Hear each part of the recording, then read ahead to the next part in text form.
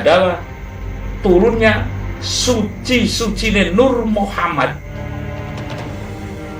Ya uga wenang sinebut suci-sucine Roh Kudus. Wenang uga sinebut ya, dalam kamatrima ini suci-sucine damar sesangka.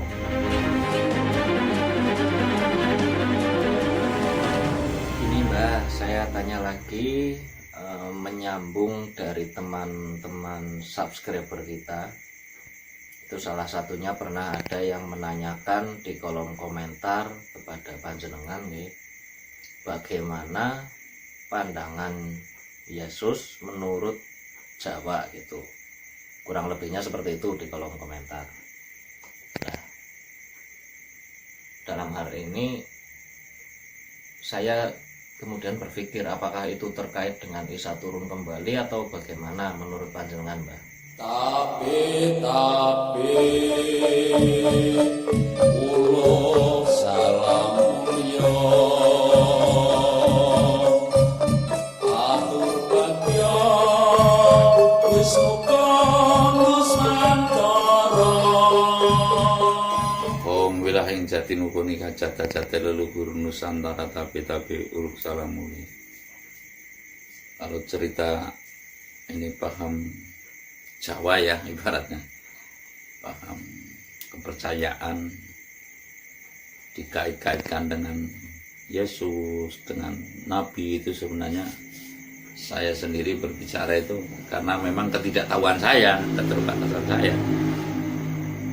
Tapi ada orang bertanya, kan layaknya bertanya itu ya kita jawab sebisa asa kita gitu, sebisa ibaratnya pengetahuan saya lah. Dan kurang lebihnya saya itu mohon maaf, karena sewajibnya manusia itu saling memaafkan. Jangan kayak situasi sekarang, sebentar-sebentar meja hijaukan, sebentar-bentar memeja hijaukan, kan kurang pas lah kita mengukur kepada, bertolak kepada ilmu kasunyatan itu, kawruh kasunyatan maksudnya, bukan ilmu, kawruh kasunyatan. Bahwasanya wong urip iku ngunduh waeng pakarti ora ketemu ngawak mbok ketemu nganak. Wong urip iku ngunduh waeng pakarti ora ketemu ngawak mbok ketemu nganak. Intinya wong urip itu kudu nepak ngawak. Membuat rancu orang lain sama juga mau membuat pusing diri kita sendiri gitu. Hanya tibane ngarep papamburi gitu, di depan atau belakang jatuhnya itu niscaya semua itu akan menungsa ngunduh waeng pakarti lah intinya. Jadi sebisa asa saya akan menjawab ya. Kalau sepengetahuan saya dulu dalam saya pernah berdiskusi atau ngaji gitu, mendengar pengajian bahwasanya kalau nggak keliru dalam itu ada para nabi yang masih hidup ya. Kan ada cerita itu kisah lah, dan cerita kisah para nabi yang masih hidup, diantaranya itu Nabi Idris, terus Nabi Ilyas terus Nabi Khidir ya, terus yang terakhir ini Nabi Isa kan. Nah, jadi sekilas saya mengatakan bahwasanya Yesus menurut pandangan saya akan melihat dari saya mengatakan kejawen itu nanti kan melibatkan orang banyak nih, ya kan, adalah kaum yang Yesus itu adalah seseorang atau nabi yang universal pertama gitu loh. Bisa dipahami nih ya. Ini diklarifikasi tadi, berarti pandangan panjenengan bukan panjenengan sebagai orang kejawen. Iya, nanti saya dikomplain orang kejawen kan repot juga. Saya meyakini bahwasanya ini keyakinan Yesus itu adalah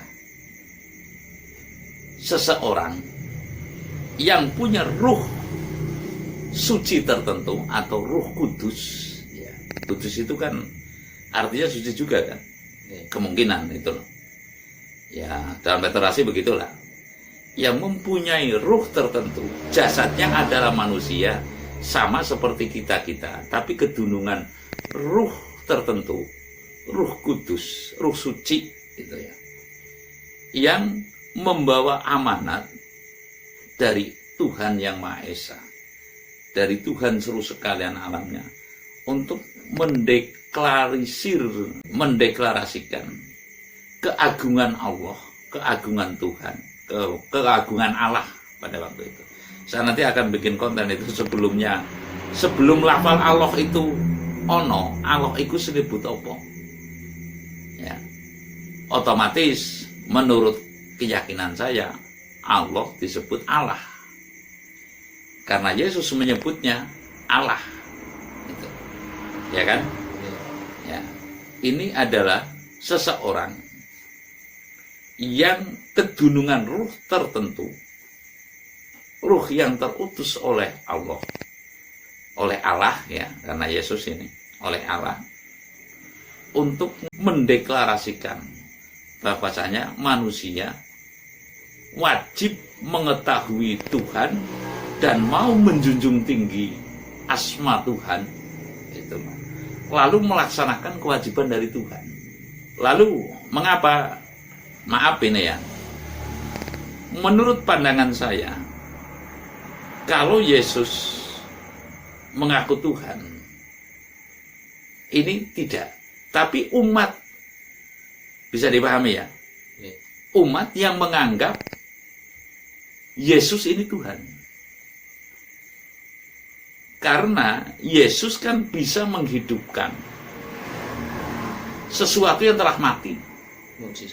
Mujizatnya ini loh.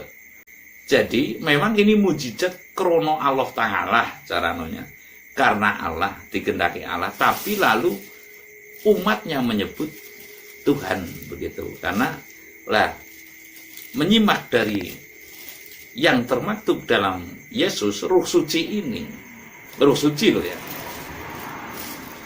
ruh suci ini kan menurut satu sisi ya, artinya paham itu bahwasanya ada sebuah cahaya Nur Muhammad sebelum makhluk ini tercipta. Nur Muhammad telah dicipta. Lah Nur Muhammad secara umum kan ruh manusia. Secara umum ya. Secara umum adalah ruh manusia. Namun yang terkhusus seperti Kanjeng Nabi Isa, kedunungan Ruh Kudus yang disebut Yesus. Menurut pemahaman saya, itu. Lah, ini mujizatnya bisa menghidupkan orang yang telah mati, ya kan? Tapi saya yakin seyakin-yakinnya Yesus tidak mungkin akan mengaku Tuhan. Tapi ibarat Nur Muhammad karena dicipta sebelum seluruh makhluk dicipta, maka pengibaratannya manusia ini, ruh kan hanya menempat di manusia.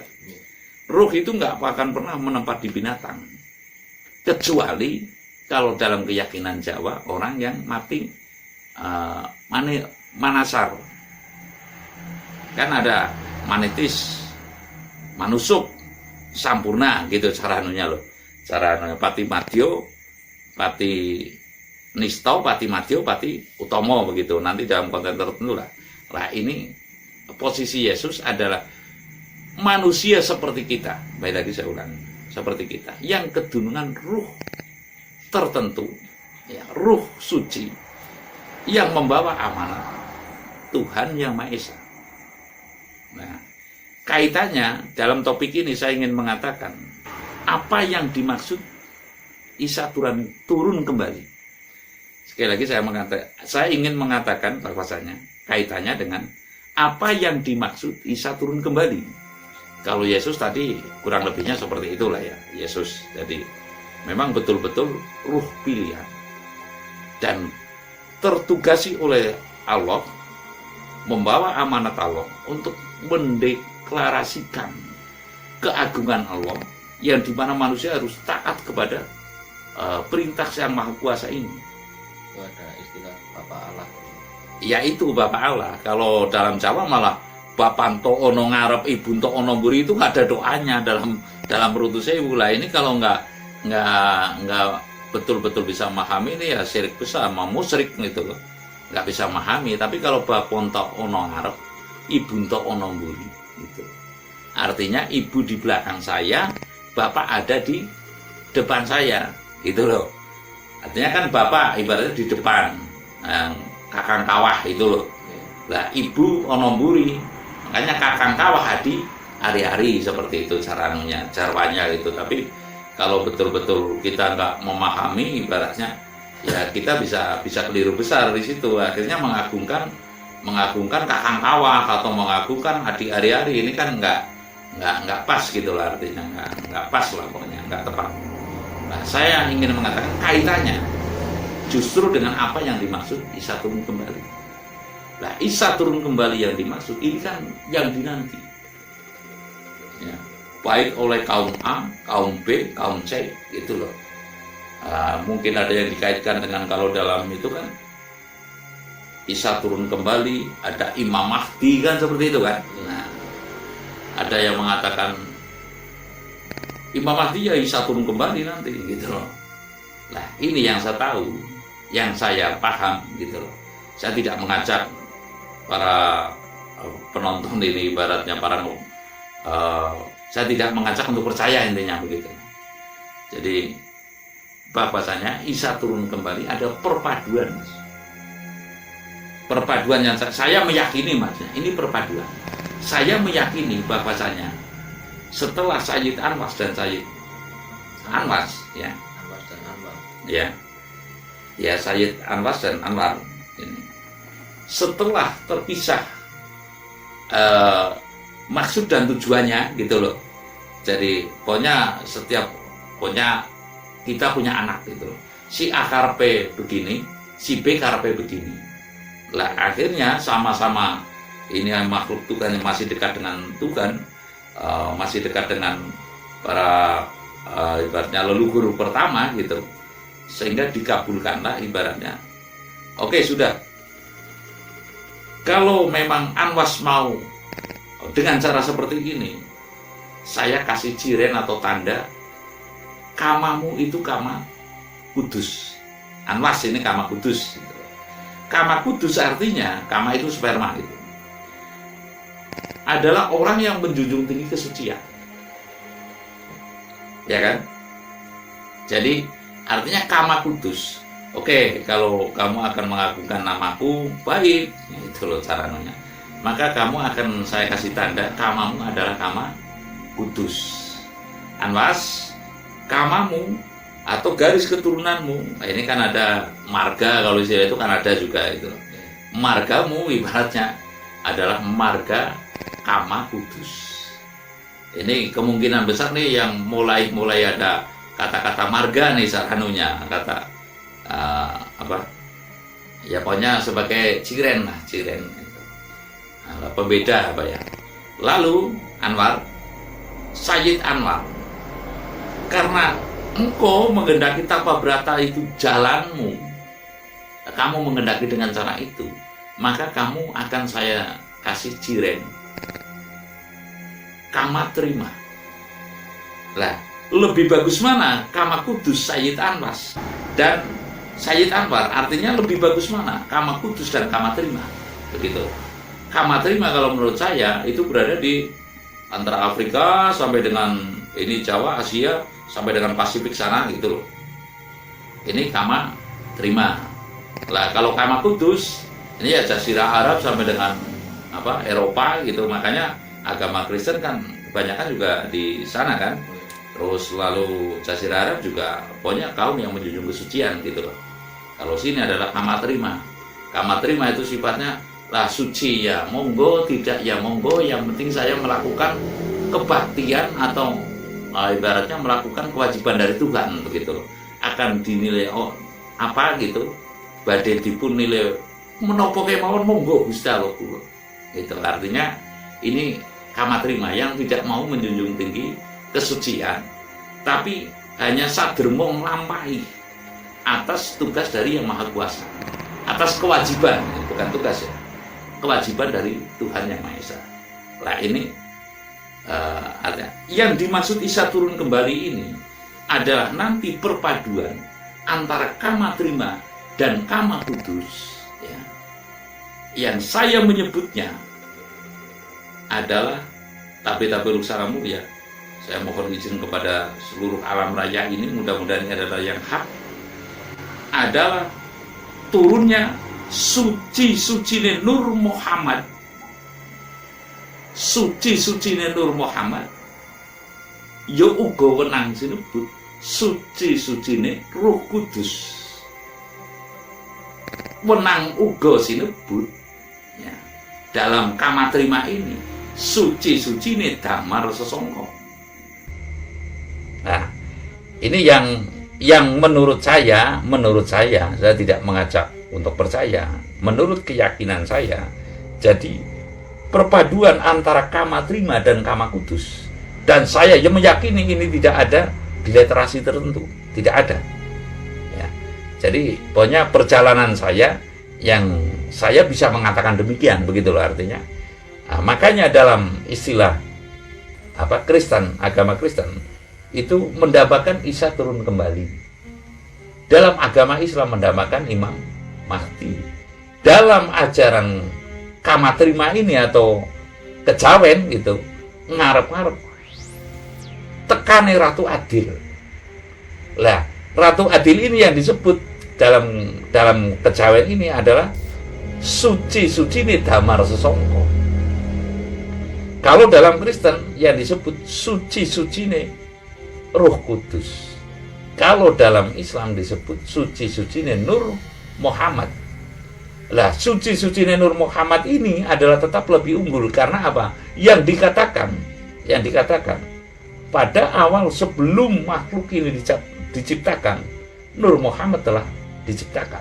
Yang saya tahu pokoknya Nur Muhammad itu dicipta sebelum seluruh makhluk alam raya ini diciptakan.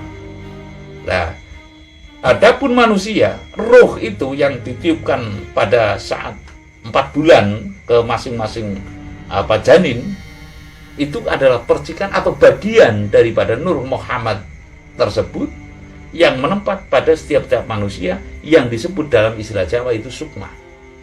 Kan di sana roh, di sini sukma, gitu loh Mas. Lah, ini perpaduan inilah nantinya kemungkinan yang dinanti oleh seluruh umat di dunia. Umat ini kan tidak terbatas kepada agama Hindu, agama tidak terbatas oleh agama gitu loh. Agama Islam, agama Kristen, enggak. Ini yang dinanti oleh seluruh umat. Bahwasanya yang dimaksud dengan Isa turun kembali adalah kemanunggalan. Kemanunggalan dari kama terima dan kama kudus yang telah dikehendaki oleh Tuhannya nanti untuk bisa turun ke bumi. Lalu kalau boleh saya mengatakan lebih lagi, apa sesungguhnya suci-sucine Nur Muhammad adalah sukma sesembahaning para sukma yang belum pernah turun ke bumi. Sekali lagi saya mengatakan, apa sesungguhnya suci-sucine Nur Muhammad ini, suci-sucine Nur Muhammad ini adalah sukma sesembahaning para sukma yang belum pernah turun ke bumi. Dan niscaya, mengapa dikatakan sesembahan? Sesembahan itu bukan pusat yang penyembahan ya. Jadi merupakan bagian pemimpin dari para sukma itu.